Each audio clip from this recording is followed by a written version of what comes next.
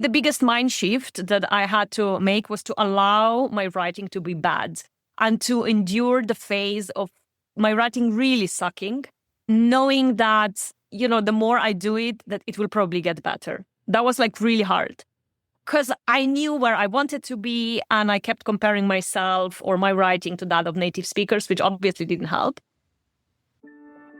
Welcome to the Write It Scared podcast. I'm your host, Stacey Fraser, a formerly repressed creative soul turned fiction writer, story editor, and author accelerator certified fiction book coach. At Write It Scared, we tell the truth about why writing a novel is so hard by acknowledging that most writers grapple with two stories: the one they want to put on the page to the best of their ability, and the often subconscious internal story that prevents them from doing it. This show is designed to help you identify and rewrite the internal narrative holding you back while you discover and write the story you want to tell and learn all the tools to help you do that successfully. Join me each week for a new episode where we'll talk about writing to deepen our understanding of the craft and of ourselves as writers. Writing a novel is an inside job that we do not do alone. Welcome to Write It Scared. I'm glad you're here. Let's dive in. Hi, writer. Welcome back to the Write It Scared podcast, where we talk about the brave and messy act of writing our novels so that we can do it with a little more confidence, more clarity, and not feel so alone. I'm your host, Stacey Fraser, and today we're talking about what it means to write without borders, to cross languages, genres, and expectations, and do it with courage. My guest is author and book coach Karmen Spiljak, whose journey from publishing in her home country of Slovenia to indie publishing in English is a story about reinvention and grit and believing in yourself and learning how to develop deep creative trust. Karmen and I talk about what it takes to write fiction in a language that is not your first and the unique strengths that exophonic writers bring to the table. We also talk about her amazing short story collection, her love for short stories, and she has created a short story writing guide, which is called the Short Story Blueprint. And I will include a link to that in the show notes. So if you're a writer who is writing in a language that is not your native tongue, and you struggle with imposter syndrome, with creative imperfection, or you just need a reminder that your voice matters no matter where you start or how you start, this podcast episode is for you. So I'm going to give you Karmen's bio, and then we'll go into our interview. Karmen Spiljak is an award-winning indie author of suspense, horror, and speculative fiction. Her work has appeared in LeVar Burton Reads. Her thriller, No Such Thing as Goodbye, earned an honorable mention at the Black Spring Crime Fiction Prize. She is the author of 2 culinary noir collections, Add Cyanide to Taste and Pass the Cyanide, which may explain why she is rarely asked to host dinner parties. She currently lives in Belgrade with her husband and 2 cats, working as a developmental editor and a book coach who helps emerging writers trust their voice and finish stories that linger. Hi, Karmen. Thank you so much for coming on the podcast. I'm so happy to have you here. It's such a pleasure to be on this podcast because I've listened to it so often. It feels great to be able to talk to you in person. Yes, I'm so excited to talk to you as well. You have just a wealth of knowledge and wisdom to share with us. We're going to talk about writing fiction in a language that is not your first language. We're going to cover some stuff on short stories and talk about your experience as a writer. But before we get into all of that, would you please share a bit more about your journey to becoming a writer and a book coach with our listeners? So yes, it's a bit funny because I have been a writer and I didn't know I was a writer, if that makes sense. I've been writing for 40 years, but have never considered this to be a job. Just because at the time when I grew up, writers were, being a writer meant you were basically saying yes to poverty, self-medication and dying of tuberculosis somewhere. And that was not really something I, felt was a profession.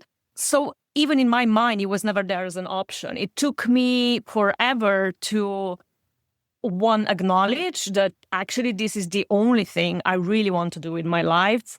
And then the step further to invest my time in it. And that, I think, has happened around probably more than 15 years ago, when I purposefully started investing time in my writing and giving basically myself a chance. I was writing in English at the time, and I thought, well, maybe traditional publishing would be something for me. And long story short, I decided to go indie publishing for different reasons. And it's something I really love and enjoy even today. And there was like a bit of a mind shift I had to make from looking for an agent to admitting to myself why I wanted to have an agent, to realizing it was because I wanted that stamp of approval saying, this is good enough, because I actually didn't believe that it was good enough at the time. And then went from, wait, shouldn't I believe that it's good enough? And from there on, really, I just kind of decided to write what I liked, even though it was quirky and people told me it wouldn't sell, and have basically gotten a lot of positive feedback from the readers. So that's the writing part. And the book coaching part is, in this writing process, I met many people who also wrote. One of them was Lydia Hilje, who we met on a pitching course years ago. And then she went on to become a book coach. And I had no idea what that was and was kind of had it on my radar. And then realized actually that the only thing that brought me the most pleasure in life, the only consistent thing when I look back on my life, all the marketing and everything I was doing, the red thread was stories. And that was like what I wanted to do. And I was like, okay, so it makes sense. I'm already writing. Why not help other people write stories? And I was already reading tons of books on craft all the time. So why wouldn't I do that as a job? And it was such a long journey from, writer is somebody who writes, well, in Slovenian, about a cup of coffee his mother had to go and beg from the neighbors. And then, he didn't even want to drink it. To like writer is somebody who publishes stories they want, who is proud of them, and who helps other writers write the stories. And that was really quite a journey for me. But yeah, I'm glad I got there. That's amazing. Wow. What a journey of self-acceptance and empowerment. Like stepping into your own belief about your abilities. I'm sure that there were many, many challenges to overcome with that, especially because you decided to publish in English. So why don't you tell us a little bit about the types of stories that you're drawn to write and what you've put out in the world?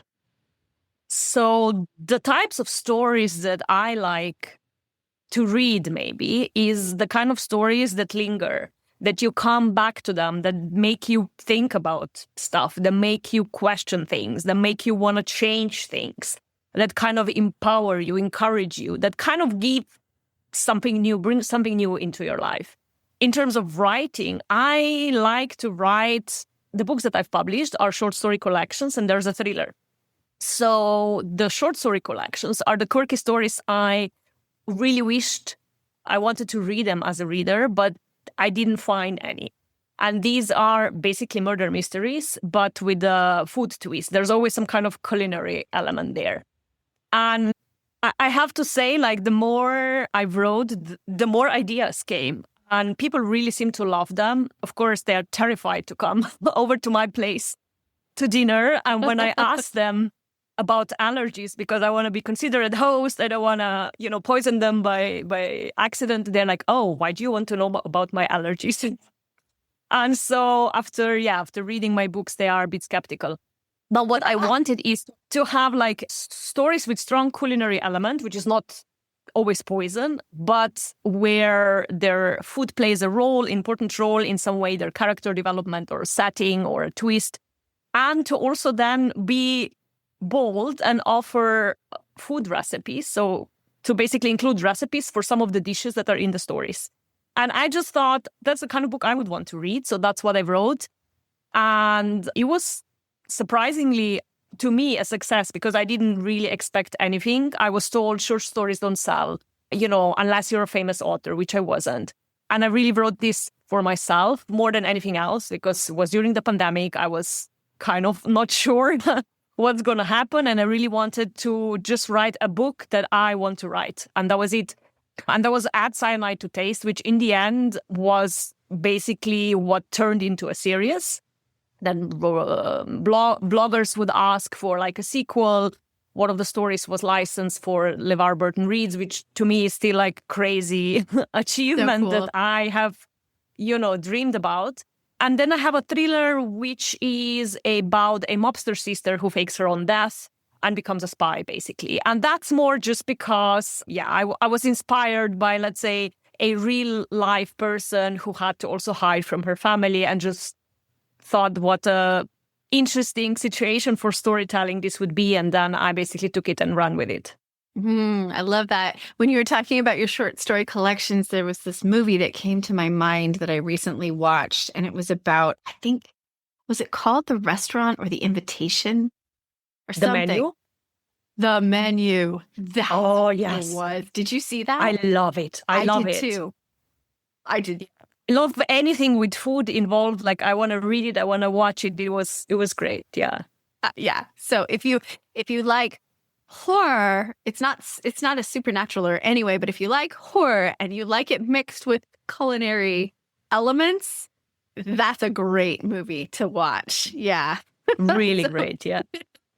Cool. Well, so what kind of stories do you help writers with? Are you more geared towards working with writers with short stories, or do you also work on novels? So yeah, I do both because I love short stories. I know they're like a craft in itself. They're hard to write, and people who think they're easy usually find out when they try out that it's not as easy as it seems. Not very. I've been trying. It's hard.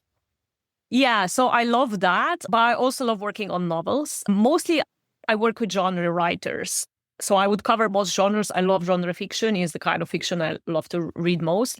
And again, like, I like it when writers burn to tell a specific story, when they really have a wish or, kind of a personal reason. When I mostly work with writers who want to either self-publish or be traditionally published, so that they have let's say, a goal that, they want to finish the book and then they want to make it available for readers.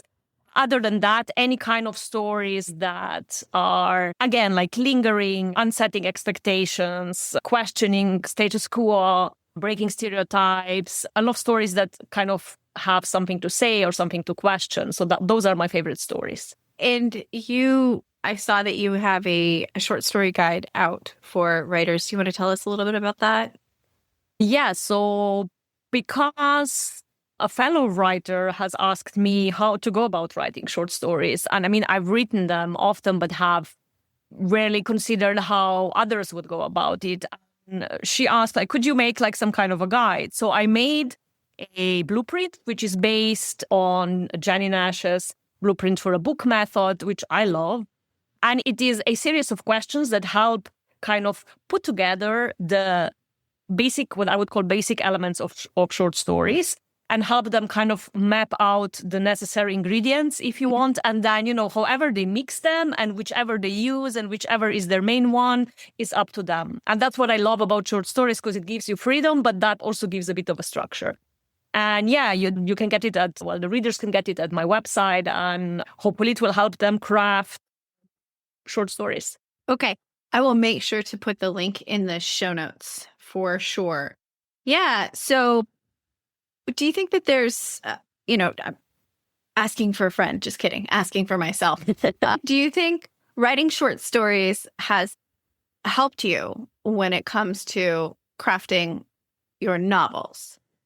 What do you think? Do you think it's a benefit, or because I know some writers are like, no, I never do it. It's short stories is like a territory I never enter.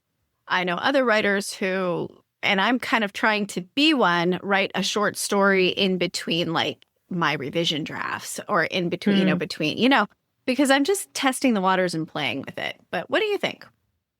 Yeah, I love them. And I love this question. For me, short stories have definitely helped. I also use them as a palate cleanser, between writing one and the other story. I use them to test ideas or just sometimes characters. Because if I have an idea for a character, I just start writing, and it very quickly I can see what kind of character is it, what do they have to say. For me personally, the things that I loved learning from short stories was, one, it really helped me nail, on one hand, the beginnings and the endings, because you have such a limited time. and space for the reader with the short story. So you really need to get kind of to the point very soon. And so like on that note, it helped me also write leaner fiction. Again, limited space. You have like 3,000, 5,000 words, and every word needs to earn its keep. And that has helped me a lot when revising. So I cut mercilessly, maybe even too much.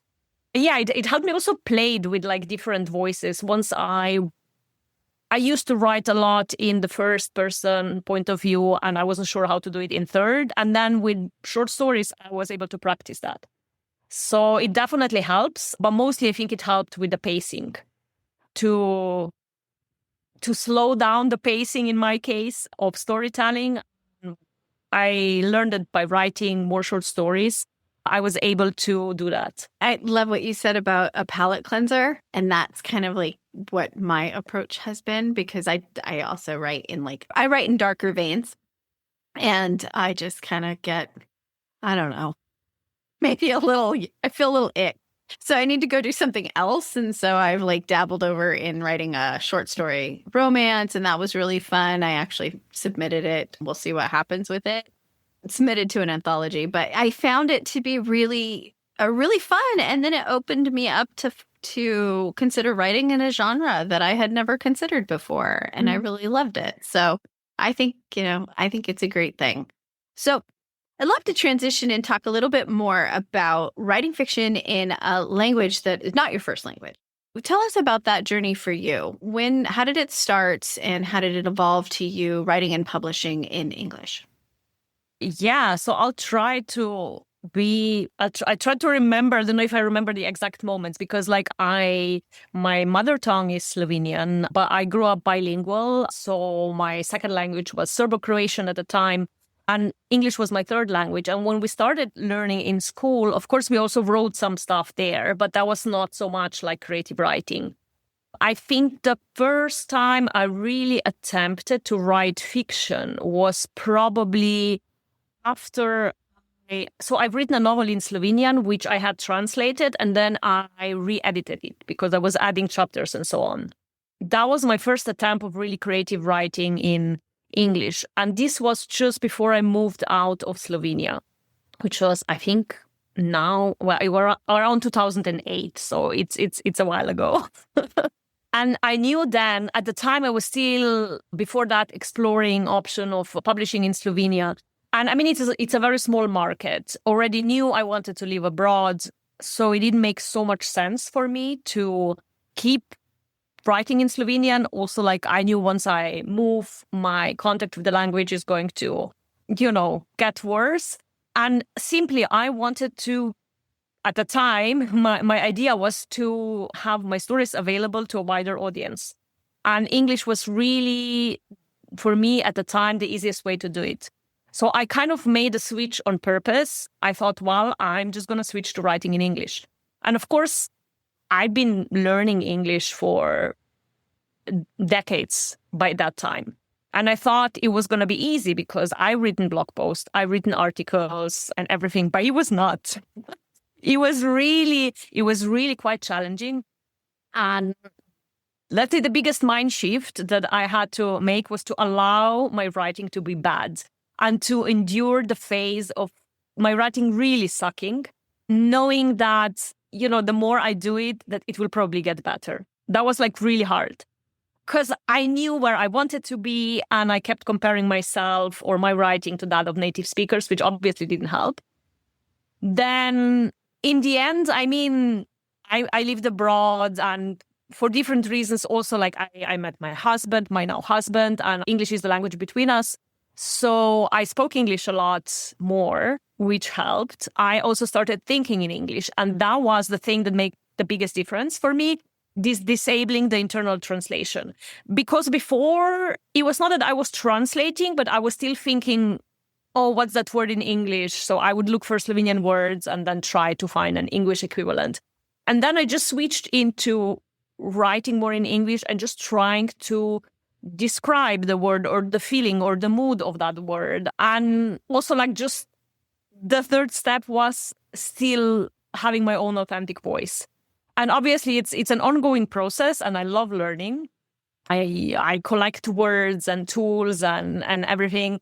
And I feel today, when looking back, that it's been, of course, let's say, a learning curve, but it's also an advantage. Like basically not having this firm step, having to be creative with things. Like sometimes you don't know words, you don't know concepts, and then I just need to kind of find a creative way to describe it. So it has, I think, invited me to be more creative with my language and more playful with the language. But yeah, it's been quite a journey. What did you find the most challenging for you on the technical side? And should really writers worry about that? Or is this just part of the phase of letting it be bad and continuing to pursue it?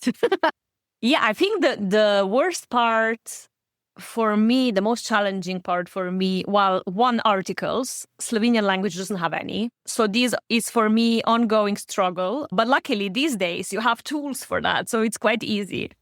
Books on crafts, commas. I'm terrible with commas. Like I always put too many because I'm thinking Slovenian commas.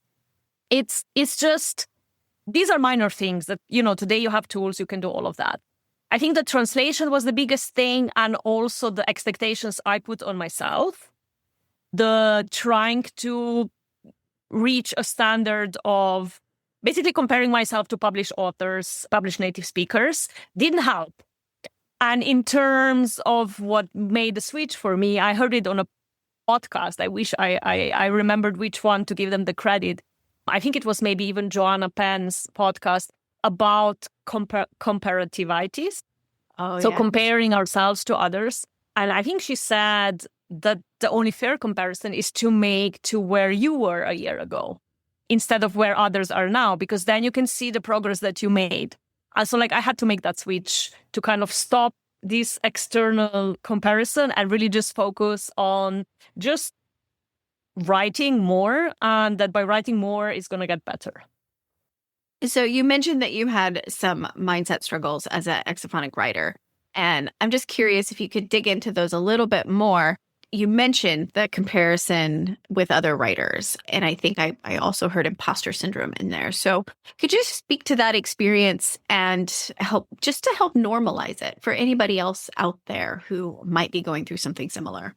Yeah. I mean, I think the story, at least that comes to mind, regarding imposter syndrome, was basically the shift, at least for me, that made the biggest difference in my, let's say, writing life, writing career, writing decisions, was the answer to the question, am I good enough?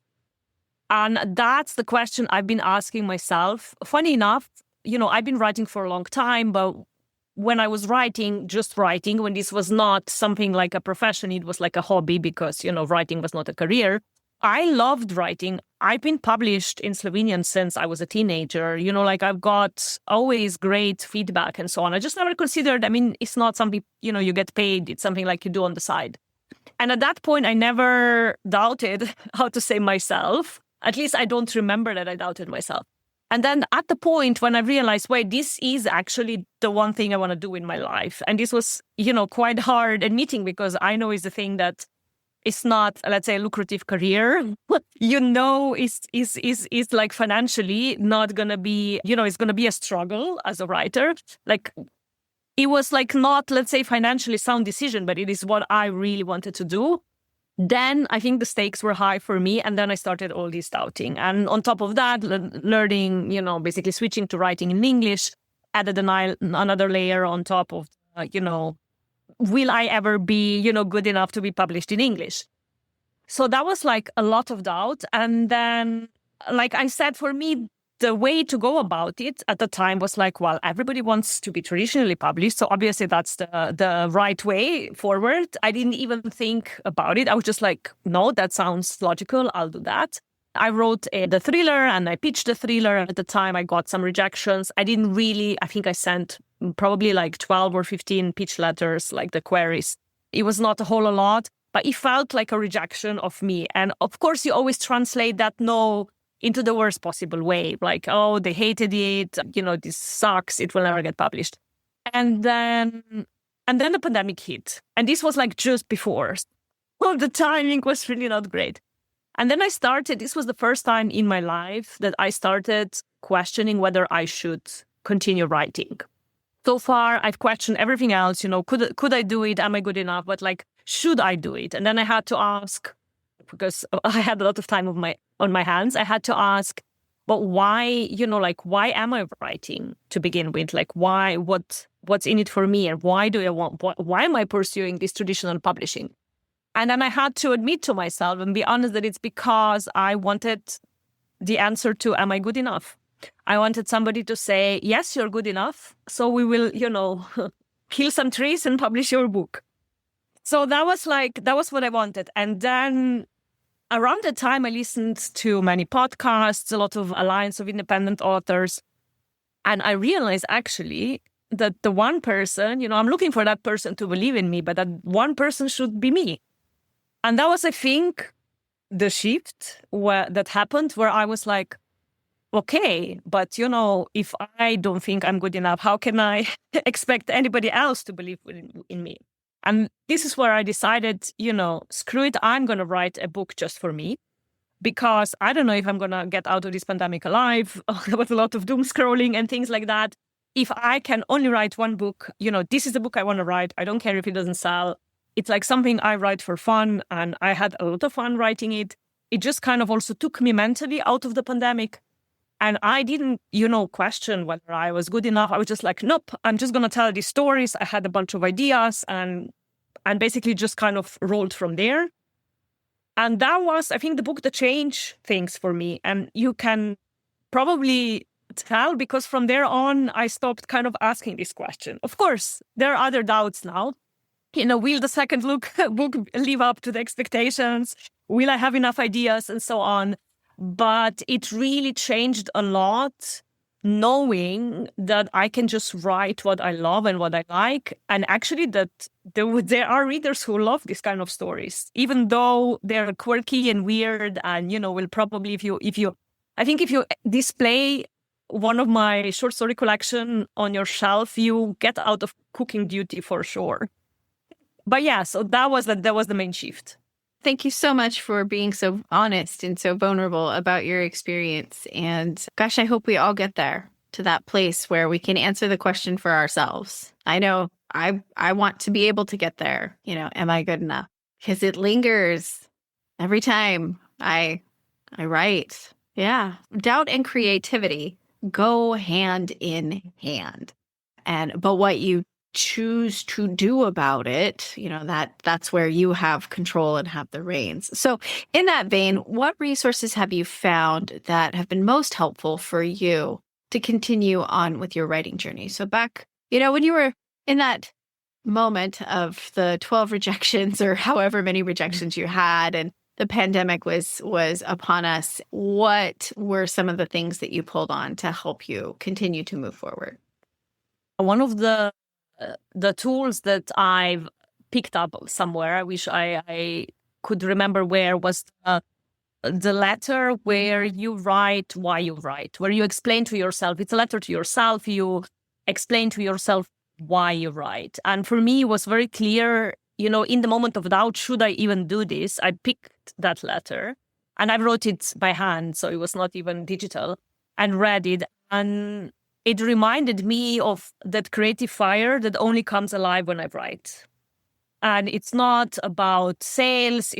In the end, it's not about, publication. It's really about feeling alive as a creative person. And I knew in that moment that I have to, there's no way for me not to write. I know this is not how everybody feels, but I need to write. That's for me just what I was born to do, if you want. So that was in terms of knowing that I'm doing what I want to be doing, that really helped. Another useful tool that I picked up later on, which I really love and I share with all my clients, was Nice Things folder. And I found about that on a Hidden Brain podcast, which is also a really great resource.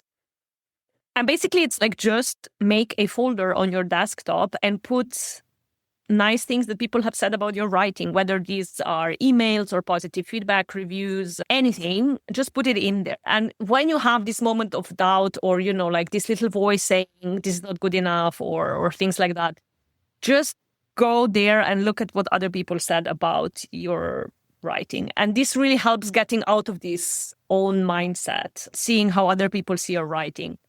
And I think it's a nice pickup for at any time when you're feeling down. And we know that in writing, there are many times when it's tough and we doubt and we're not sure and so on. And so in these cases, I also go to that folder and I look at the nice things that other people have said about my books or my stories. And that really makes me feel nice. I love that. Absolutely love that. It's like a positivity folder. That's cool. Exactly. That is so cool. What a good trick. Yeah. A way to just kind of reconnect you. Because I think it's hard to, like we in story, when we're in story development, typically, I mean, most of us, when we're in ideation, we're in love, right? Like, oh, this is the best thing ever. And I'm going to combine all of these things and it's going to be epic. And I'm so excited. And then we get into the doing, we tend to get bogged down. And sometimes the more we know about story structure and craft and genre and all the things, I mean, sometimes that's a lot of noise in the background when we're just trying to tell ourselves the story. And I get distracted by all of that. I'm like, oh, but I'm not hitting this mark yet. I'm not hitting that mark. And I get kind of almost a little spun out by is it good enough? I mean, that's already creeping in there into, whatever stage I'm in. And then in revision, it's like, especially when I get down into the line levels and I'm like picking it apart, I have forgotten completely about the fire or whatever the heart of the story was. So that's a really good reminder and a powerful one to reconnect to why it is that this story or writing in general means something to you. What does it mean to you? I love that. Fantastic tips. Well, before we wrap up, I ask everybody who comes on the podcast these last couple of questions. What do you think the best creative or writing advice is that you've ever received, something that you've held on to and that you just particularly love? So it's very simple and it's basically trust your gut. And I think that is difficult when you lack confidence as a writer. Obviously, it feels, especially, I read a lot of books on crafts and always, even when I had the good story instincts, which I think most writers do because most writers are readers. In fact, I don't think you can be a writer, you can write well if you don't read. You have this subconscious story instinct. So, and your gut feeling tells you what kind of stories you're attracted to and so on. But it's often this rational part, we read crafts book. Oh no, they say you should be doing this, you should be doing this. And sometimes, some advice fits everybody, but no advice fits all writers. So there are things that make sense, there are things that don't. And the trusting your gut, I feel like I steal in the story is important because in a way you give your own voice as much weight as other people's. And I think is important because you're telling the story. So kind of at least listening to the gut feeling and knowing that, when you feel there's something there, there's something there. And maybe, you will find out later exactly what is there. But it's not just because one book on craft says, these are the only 3 principles that you should adhere to, that you need to forget about your own instincts. I love that. And what is your wish for your fellow writers out there? What would you like to impart to them? I'd love them to have fun when they're writing. And I know it's not always fun, and especially for some revision it's not fun, but I'd love for them to find a space where they can have fun when they write. Thank you so much for your time, for coming on the podcast, for just being a wonderful guest. Is there anything you're currently working on that you would like to share with our listeners? And then, of course, where can listeners find you? So I'm currently working on another short story collection. This one will likely come out the beginning of next year. It's called Dark Chronicles, and it will be a collection of speculative dark fiction. where can they find me? So I have one of those hard to pronounce names. I have two websites. One is Karmen with a K to make it more complicated. Karmen and Spiljak with the SPILJAK.com. That's my writing author website. And for book coaching, I have storyallegiance.com. And I also have a blog there where they can find more useful tips and tricks for the writing. Yeah. And most recently, you had a blog post come out on the Jane Friedman site, right? About yeah. So I have a blog post there about exophonic writing, some tips for people writing in their non-mother tongue. And I've recently published a blog post also on Jane Friedman's blog on how to use food in character building. Oh, that sounds fun. Yeah. That sounds really fun. I totally want to read that. All right. Well, thank you so much for your time today, Karmen. And I will make sure to put a link in for all the amazing resources that you shared with us, your short story development tool, as well as links to the Jane Friedman blog where people can read your amazing articles. Thank you so much, Stacey. It's been an absolute pleasure to talk to you. And I'm looking forward to hearing the new season of the podcast. Thank you for listening to the Write It Scared podcast. If you enjoyed today's show, please make sure to hit the follow button so you never miss an episode. And please leave a review. Reviews help other writers like you find the voices and messages they need to hear to continue to write their stories. Let's lift each other up. Remember, you can be scared and still be unstoppable. I'll see you next week.